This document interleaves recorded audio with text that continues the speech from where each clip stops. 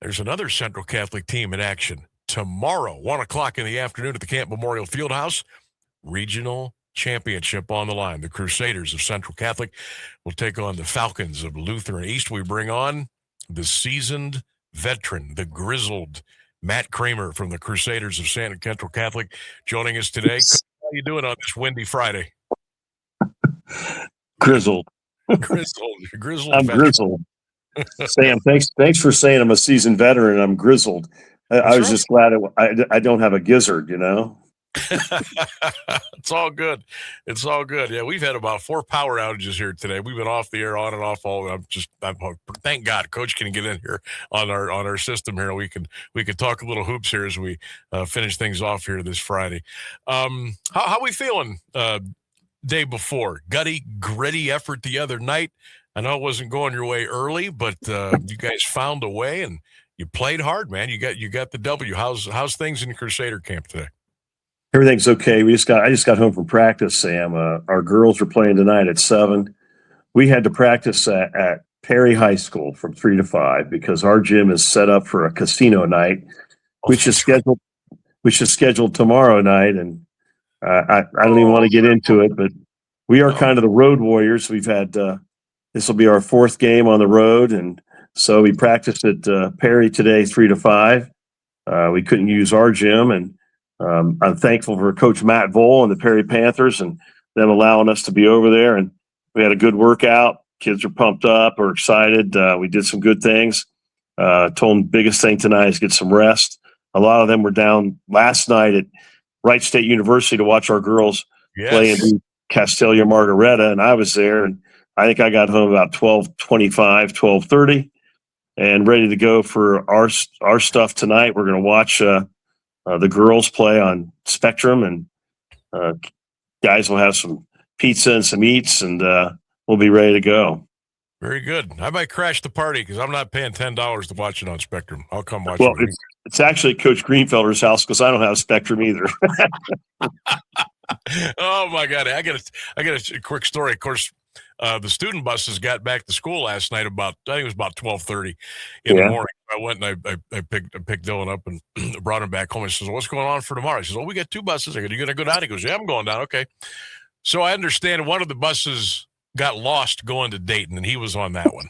So they're not even close to getting there yet. But hopefully they'll be there by 7 o'clock. But anyway.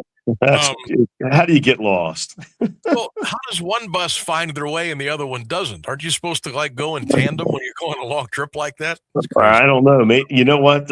We had it in our GPS yesterday afternoon when we went down, and they actually changed on us because there was a backup on Interstate 70 just west of Columbus. And so we cut off on 33 from what the GPS said, and we went down through Jonathan Alter. That's what I call it. Plain City, yeah. Yeah, Plain City. Jonathan Alter, Plain City, yeah. Which I never knew. I never knew you could cut through there to get to 70. And when I was in Columbus as a high school guy and growing up, that whole area was nothing but cow pastures, and now they got roads everywhere and Costco's and fast food chains and strip malls and everything. It's crazy. I had relatives that lived in Dublin for quite a while. They actually lived back in Muirfield Village, so I went down there a lot. And over the 10 to 20 years of me just visiting, the buildings, the schools, it was just crazy how that area just kind of blew up, and it still goes on today. Yeah, the whole area's gone crazy. Hilliard, Dublin, Olentangy, Delaware, all that stuff's gone crazy. Yeah, they got more schools than they do population down there. It's amazing. So here we go. And I found this kind of interesting that 2018 was the last time you guys played Lutheran East to go to the state tournament. That was a 9-point game. That was when you were Division III. So that'll tell you a little bit about where we are now in 2026. They're still the same deal. They've got tons of talent. They've got height. They got everything you need. But you guys also have You've got your way of doing things. And I know you feel pretty confident about tomorrow, but maybe it's a quiet confidence, if you will. I think it is a quiet confidence. We know what we have to do. Being there before and being in the regional final against them, We look back at some of the things we did. Last year, we were in the regional against Richmond Heights, very similar team. And we played with them the whole first half, and then things seemed to get away in the third quarter a little bit. So we're not doing anything special. We're not going to go away from what we do. We're not going to add something, a new wrinkle, a new look, a new set. We're just going to go out and do what we've done. And there's some tangibles we got to do. We got to make sure we make shots. We got to make sure that they don't get runouts on turnovers that are panic passes. We got to make sure that we keep that turnover ratio way down. We got to box out and rebound. Don't give them second shot chances and 50-50 balls. We got to control the tempo with our defenses that we're going to run at them, and let it happen and see what goes on. But I like our chances. I like our opportunity. Hey, we're in the Elite Eight. We've been in the Sweet 16 7 out of the 13 years I've been there. We've won our 4th district title in a row, and our formula has been to play up and to play very good teams throughout the regular season, and teams that are very similar to Lutheran East. When you play who we played Massillon, who's very much like them. We played McKinley, who's very much like them. We played Warren Harding. We played Hoban. We played St. Vincent, St. Mary. So it's nothing new. It's just at a different level in the tournament, and each game you grow, and each game you get further in the tournament, you got to bring your play a little bit harder each time, and your level will play up. And this team is beginning to peak a little bit. I'm hoping that they peak at the moment tomorrow from 1 to about 2:30, 2:15, and reach their full potential. And I got to say this: Coach Barger from Chagrin Falls stated in the Chagrin Falls paper that I found out today was that he talked about us, very complimentary of our team. He said, we were just happy to be there to win a district and get to the regional. Central Catholic has a different vision for that. They expect to be there, and they expect to go further. They had higher goals than just winning the district championship and getting into the regional again. They want to win the regional, and he's very complimentary of our kids and how we played. And I think that observation, Sam, was spot on. But we had bigger goals in mind than just winning that first game in the regional, and we knew that Lutheran East would be here waiting for us, and here we are. And here you are, 1 o'clock tomorrow, Canton Memorial Fieldhouse. We hope that a lot of fans can come out and root the Crusaders on. If you can't make it tomorrow, we'll have it on Q92 beginning at 12:50 from the Fieldhouse. Coach, you've been doing this for a long time, and Lima and Massillon and now Canton Central Catholic, and you coached at some other stops along the way. You've been this close before a couple of times. What would it mean to you to finally to break through that darn door and get to the promised land of a Final Four? Well, I think it would mean a lot for this team. It would mean a lot for these young men. They've given us everything they can, and they could reach a different level to get through it. For me, it would just mean, hey, all the hard work we've tried to go through, and if we make it, we make it. That's great. And maybe it puts a little gold star on our program. I mean, I think we're well respected around this part of the state, Northeast Ohio. People know what we've done and how we do things, from Youngstown to Cleveland to Akron to here.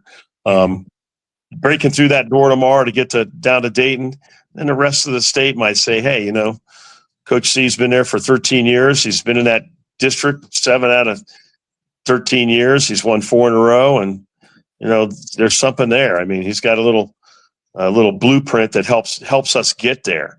And you can't say that our kids aren't prepared, because they are. You can't say that we don't play anybody, because we do. And you can't say that we're lucky, because we're not. If we were lucky, we'd have busted that door down a few times. But we're going to grind it out, Sam. We're expecting a great game. My players are ready to go. I mean, they're focused. They're in championship mode, and that's really good to have. And to have other teams that we've played notice the fact that we have a different mindset.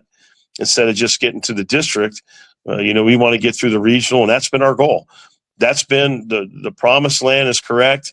I mean, we've talked about it.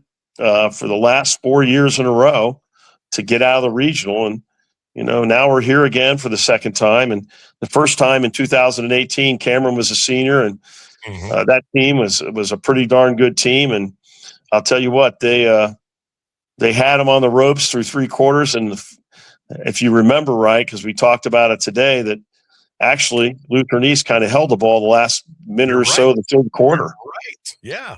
They were afraid. And you know what? We're not afraid.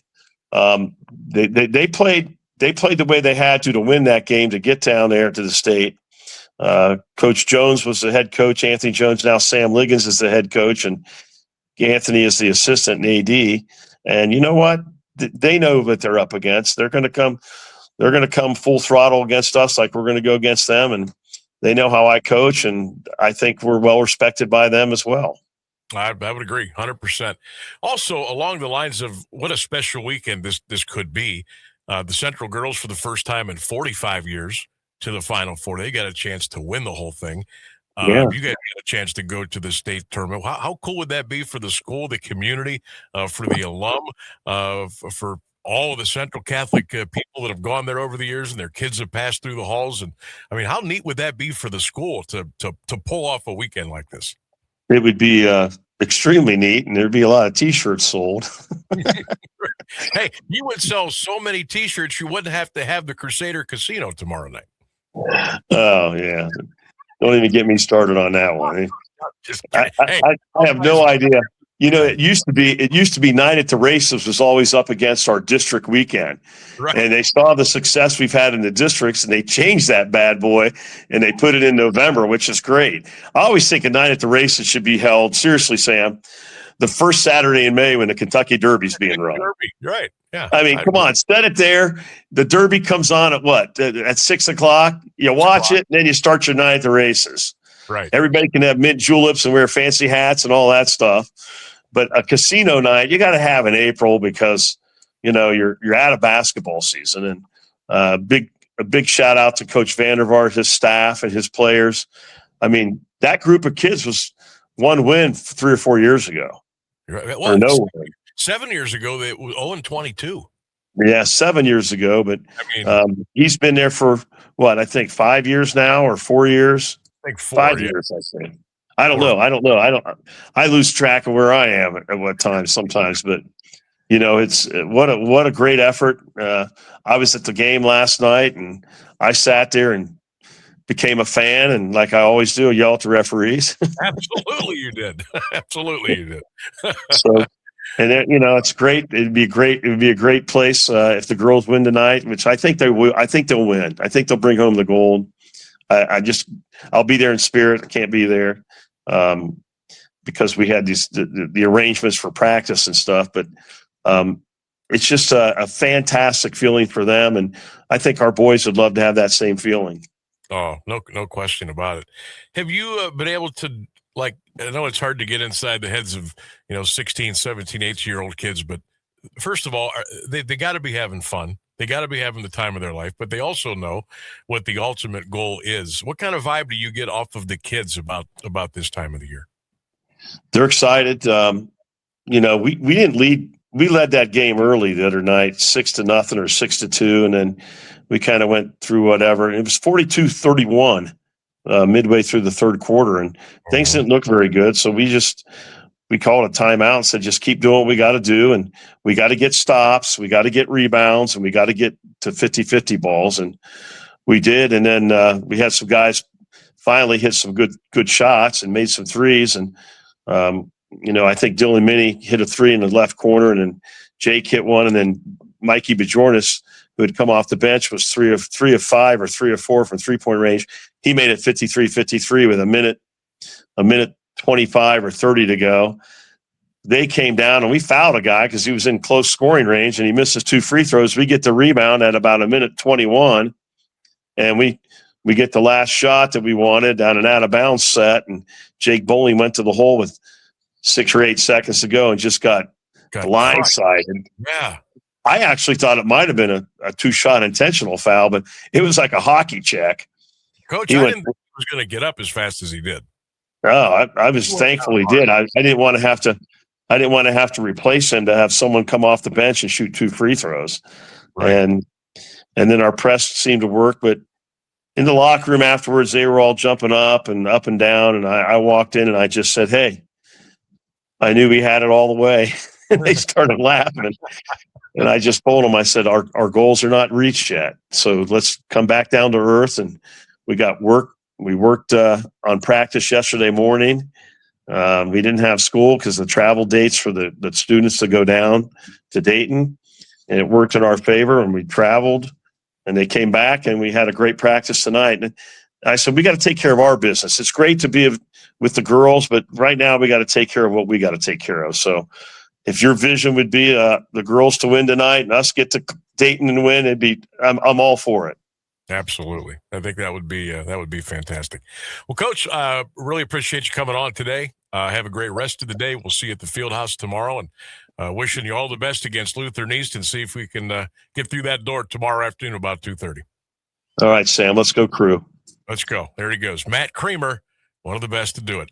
Head coach, boys team, Canton Central Catholic, joining us here on 1310 WD. You know what he's also one of the best at? You love his phone. I love his video interviews. He's got the best phone. It's so nice. Oh, Coach C coming through with the technology.